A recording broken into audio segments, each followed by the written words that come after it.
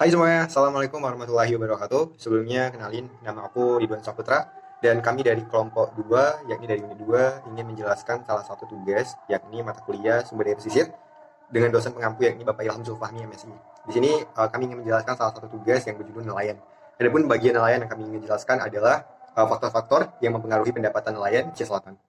Sebelum itu teman-teman, kita sudah tahu bahwa nelayan itu merupakan salah satu profesi yang ditekuni oleh beberapa masyarakat di daerah Aceh Selatan. Nah, tapi di lain sisi teman-teman, kita tahu bahwa masyarakat di daerah pesisir itu cenderung mengalami yang namanya kekurangan sumber daya pendapatan. Salah satunya itu adalah nelayan setempat. Nah, di mana ada pun beberapa yang menyebabkan nelayan itu rendahnya faktor pendapatannya itu di antaranya salah satu contoh besarnya itu adalah kekurangan yang namanya alat yang digunakan untuk nelayan di lautan gitu. Kurangnya sumber daya alat yang digunakan untuk menangkap ikan di lautan gitu. Yang mana kita tahu bahwa apabila kita ingin menjadi seorang nelayan, otomatis alat-alat yang digunakan itu haruslah yang lebih canggih gitu. Hal itu bertujuan untuk mendapatkan ikan yang lebih banyak lagi. Nah, bukankah semakin banyak ikan yang kita dapat, maka akan semakin banyak juga profit yang kita dapatkan. Nah, namun berbalik ke sebaliknya kayak gitu. Apabila semakin sedikit alat tangkapan kita, maka semakin sedikit juga pendapatan kita. Nah, di mana satu yang kita ketahui bahwa masyarakat di sumber daya pesisir mereka tuh cuma mempunyai profesi yakni sebagai nelayan gitu. Jadi ketergantungan mereka terhadap sumber daya laut itu cukup besar gitu. Oleh karena itu banyak di antara masyarakat bukan hanya di Aceh Selatan saja teman-teman, tapi banyak di daerah-daerah lainnya yang memang mempunyai pendapatan mereka rendah gitu terhadap di pesisir. Nah, salah satunya itu tadi gitu kurangnya sumber alat canggih yang mereka punya untuk mencari nafkah mereka.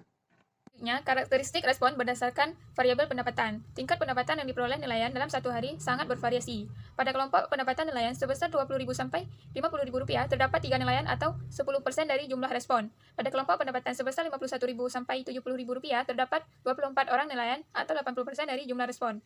Dan pendapatan Rp71.000 sampai dengan Rp90.000 terdapat 3 orang nelayan atau 10% dari jumlah respon. Karakteristik respon berdasarkan variabel modal, komponen yang berperan penting dalam kegiatan nelayan dalam melaut. Modal terbesar yang digunakan nelayan untuk sehari melaut adalah Rp100.000 sampai modal yang paling terkecil yaitu Rp25.000. Dapat disimpulkan jumlah respon yang bermodal Rp25.000 sampai dengan Rp50.000 sebanyak 6 orang atau 20% dari jumlah respon. Dan Rp75.000 sampai Rp51.000 sebanyak 19 respon atau 63% dari jumlah respon. Dan yang terakhir, yang bermodal Rp75.000 sampai dengan Rp100.000 sebanyak 5 respon atau 17% dari jumlah respon.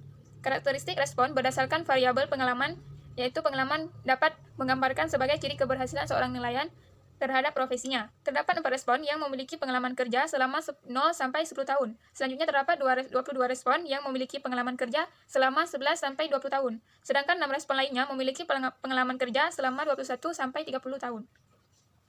Kemudian karakteristik respon berdasarkan variabel harga ikan. Harga ikan sangat dipengaruhi oleh kondisi alam dan cuaca. Dapat diketahui bahwa persentase pemasukan atau pendapatan nelayan pada musim paceklik dan musim ikan berbeda. Kisaran harga yang digunakan pada kedua musim sama, namun yang membedakan hanya jumlah persentase pemasukan nelayan pada masing-masing harga.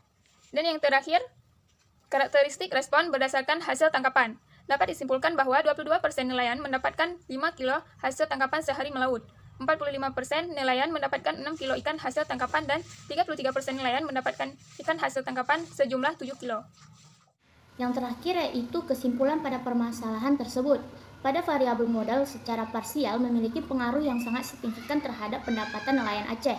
Semakin besar modal yang dimiliki oleh nelayan Aceh, maka semakin banyak pula fasilitas dan kebutuhan yang dapat dipenuhi oleh nelayan Aceh tersebut. Lalu, variabel harga juga dapat berpengaruh sangat signifikan terhadap pendapatan nelayan Aceh. Karena kenaikan harga ikan akan berdampak positif terhadap pendapatan dan pemasukan nelayan, meskipun hasil tangkapan mereka lebih rendah. Kemudian, variabel pada hasil tangkapan juga sangat berpengaruh terhadap pendapatan nelayan. Nelayan yang memperoleh hasil tangkapan lebih banyak akan memperoleh pemasukan atau pendapatan lebih banyak pula. Hasil tangkapan ikan tergantung pada ukuran kapal, jenis alat tangkapan yang digunakan, jumlah BBM, curahan jam kerja, dan status kepadatan hasil ikan di daerah penangkapan tersebut. Sekian dari kelompok kami. Assalamualaikum warahmatullahi wabarakatuh.